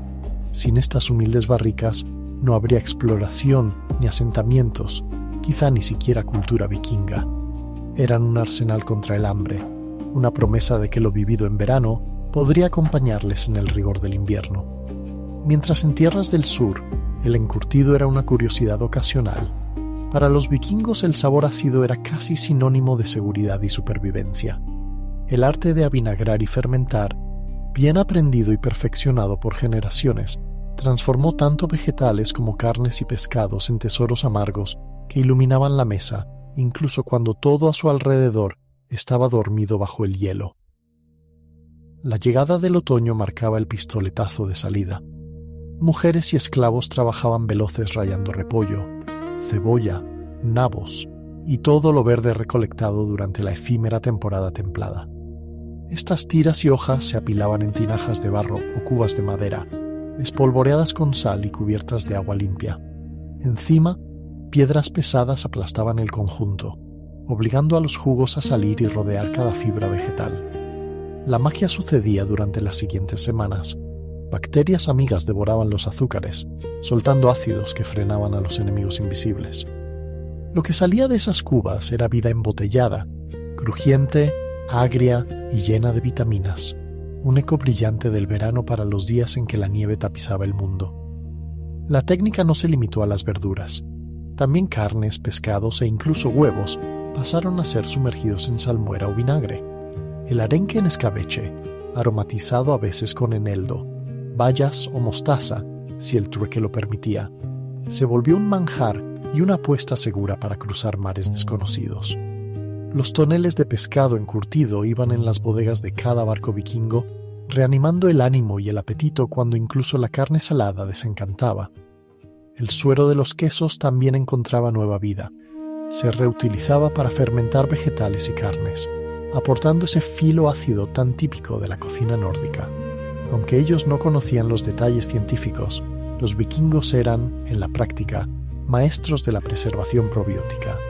Sus largas casas olían tanto a encurtidos burbujeantes como a humisal. Los recipientes se alineaban en penumbra tibia, llenos de promesas para el hambre invernal. El gusto vikingo por la acidez aún resuena en los platos modernos de la región. Arenques en escabeche, lácteos ácidos, panes de centeno con mordisco agrio. Antes de los refrigeradores, los pueblos del norte ya sabían cómo transformar la descomposición en renacimiento, y que en ese juego de paciencia y química bien afinada, hasta los meses más crueles podían traer algo vivo y chispeante a la mesa. A pesar de toda su dedicación a la conservación y al calculado racionamiento, los vikingos no eran gentes de mesa sombría. Cuando la cosecha era generosa, la pesca abundante o alguna expedición regresaba cargada de tesoros, las largas casas del norte se transformaban en verdaderas catedrales del festejo. En esos momentos, la preservación dejaba de ser simple defensa y se convertía en orgullo, en despliegue desbordante de prosperidad y gratitud. Durante los banquetes invernales, la madera oscura y ahumada de las vigas cobijaba una atmósfera vibrante. Antorchas parpadeaban en los muros grabados. La fragancia de la carne asada y el pescado ahumado danzaba en el ambiente junto con la cera derretida y el aroma rico del hidromiel, el licor dorado que relucía en los cuencos de todos. Tablas improvisadas sobre barriles rebosaban de manjares, jamones ahumados, salmón dorado, cordero en salmuera, queso curado y encurtidos vibrantes, todo dispuesto en una abundancia que desafiaba la escasez exterior. La mesa vikinga no se apreciaba por delicadeza. Aquí los platos templaban el ánimo y el hambre de gigantes, trozos robustos, salsas espesas y texturas rústicas. Los cocineros, mujeres libres o esclavas habilidosas, tejían menús con las piezas preservadas, completando los platos como verdaderos artistas del invierno. El bacalao seco se suavizaba en leche y mantequilla. Las carnes curadas se laminaban sobre pan oscuro recién horneado. Los productos lácteos fermentados terminaban en salsas frescas, espolvoreadas con lo poco de hierba que resistía. Al centro del festín reinaba el hidromiel, miel fermentada hasta convertirse en un néctar brillante, espumoso y casi sagrado. Se servía sin economizar, llenando copas y cuernos que pasaban de mano en mano, entre cuentos de guerra y comercio, y los escaldos declamaban sagas y leyendas que tejían una red invisible entre el pasado y el futuro. Las fiestas eran mucho más que simple exceso, eran rituales de comunidad y victoria. Compartir mesa en la oscuridad del invierno equivalía a desafiar fuerzas que amenazaban desde el exterior. Comer y beber juntos era reconocer, entre risas, música y relatos, que una vez más habían vencido al frío, a la carestía y al aislamiento. Estos encuentros no duraban mucho, pero dejaban en la memoria un resplandor imborrable. Cada banquete era el cierre de un ciclo, el premio a la paciencia, a la disciplina y al arte de anticipar lo que el norte podía arrebatar. Así los vikingos no solo sobrevivían, sino celebraban su propia perseverancia frente al mundo más hostil. Cuando la edad vikinga fue diluyéndose en la bruma de la historia, sus barcos se oxidaron, sus asentamientos se cubrieron de musgo y sus dioses pasaron a ser leyendas. Sin embargo, las costumbres alimenticias que nacieron bajo los cielos del norte, forjadas entre la escasez y la inventiva, no desaparecieron. Las técnicas que durante siglos permitieron desafiar al hambre se convirtieron en la semilla de la identidad culinaria de todos los pueblos escandinavos, persistiendo mucho después de que las hachas y los escudos quedaran apartados. En Noruega, el arte del secado sigue gobernando las costas. Las hileras de bacalao colgadas al viento enfrentan las ráfagas marinas igual que hace 1000 años. El stockfish continúa su camino, exportándose a mercados lejanos sin apenas alteraciones respecto a los métodos de los ancestros. En Islandia, el harfiskur sigue siendo una golosina nacional, consumida untada con mantequilla y con el orgullo de quien mastica la historia. Suecia y Dinamarca heredaron la devoción vikinga por la acidez. El surströmming, arenque fermentado de aroma inconfundible, es llamado tanto broma como símbolo patrio. Su sabor y olor intensos evocan la época cuando la seguridad alimentaria dependía del ácido y la sal. Los platos escandinavos actuales aún buscan el perfecto equilibrio entre la sal, la acidez y el humo. Signos claros de que lo que empezó como una defensa se transformó en patrimonio y personalidad. Incluso la humilde barrica sobrevivió como herencia. El arte de usar toneles para madurar cerveza, fermentar vino o almacenar alimentos avanzó hacia el sur gracias a las rutas de comercio vikingas.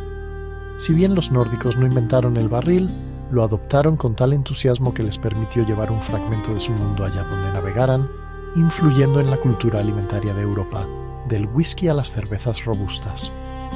El legado invisible de los vikingos también perdura en la salud. Mucho antes de que se hablara de probióticos o superalimentos, ellos cultivaron una dieta capaz de protegerlos del escorbuto y otras enfermedades. Ese repertorio de repollo fermentado, lácteos ácidos y pescado salado que alguna vez sostuvo a guerreros y exploradores, ahora es reivindicado por nutricionistas como un tesoro ancestral. A primera vista, la cocina vikinga moderna puede parecer dura y austera, un desfile de sabores ahumados, ácidos y salados nacidos en un entorno intransigente. Pero bajo esa robustez habita una sofisticación nacida del ingenio, una gastronomía pensada para vencer al tiempo y celebrar la vida incluso en el horizonte más incierto. Los vikingos aprendieron a respetar sus condiciones más que a combatirlas, abrazando la preservación como filosofía y como arte. Y ese legado, como el humo de sus hogares, todavía flota sobre el Mar del Norte. Sentarse hoy en cualquier mesa escandinava, ya sea en una cabaña junto al mar azotado por el viento o en una moderna ciudad, es realizar, sin saberlo, un homenaje a ese linaje de supervivencia, ingenio y comunidad. Cada pedazo de pan de centeno oscuro, cada loncha de salmón ahumado, cada sorbo agrio de leche fermentada, conectan al comensal con una cadena de esfuerzos y saberes que atraviesan siglos y tormentas. En este rincón del mundo, la comida dura, simple y austera, no es una falta, sino una virtud. La verdadera herencia de los vikingos no se custodia en joyas o barcos enterrados, sino en los gestos repetidos, el sabor del pescado seco, la acidez punzante de los encurtidos o el chisporroteo de la leña en una cabaña, llenando de humo tanto paredes como memorias. Así, la cocina se mantiene fiel a su razón de ser, un refugio ante la intemperie, una celebración de lo ganado al invierno, un recordatorio discreto de que, aunque el mundo puede ser inhóspito, el ingenio y la solidaridad siempre encuentran espacio en torno a la mesa. La globalización y los mercados actuales, con su velocidad y su exceso de opciones, palidecen ante la sabia lentitud de la tradición vikinga. Allí, compartir comida no era mero placer, era una promesa recíproca de cuidado y de resistencia. Cada festín en el corazón de la oscuridad celebraba la astucia frente a las privaciones y reafirmaba la confianza en la colectividad necesaria para prosperar en el norte. Todo este saber no desapareció con los clanes de antaño. Sigue vivo en la manera de conservar, de valorar los recursos, de buscar alegría incluso en la adversidad. Al cocinar, fermentar, ahumar o salar, los pueblos escandinavos reafirman inconscientemente el antiguo pacto, el arte de transformar límites en oportunidades y la penuria en sabor. Así, mientras se comparta pan, mientras exista una historia que relatar junto al fuego, mientras los sabores agrio, salado y ahumado sigan latiendo en la boca de quienes habitan el norte, el espíritu vikingo permanecerá. No está en los monumentos ni en los viejos poemas, está en la humilde cotidianidad de cada gesto en la cocina nórdica. Es el eco de una resistencia colectiva y la prueba de que, incluso en los confines más duros del mundo, la vida puede ser no solo soportada, sino dignamente celebrada y saboreada.